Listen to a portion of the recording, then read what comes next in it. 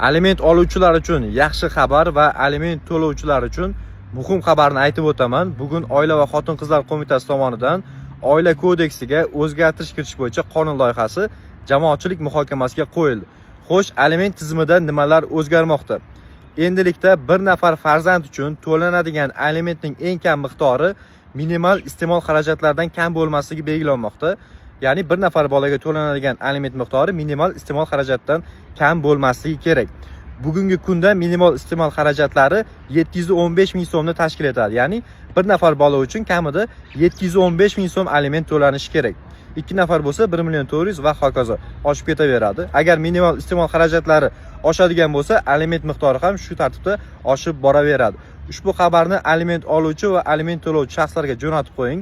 Agarda sizga ushbu qonunning loyihasi kerak bo'ladigan bo'lsa, Telegram kanalimizga o'tgan holda batafsil tanishib chiqishingiz mumkin.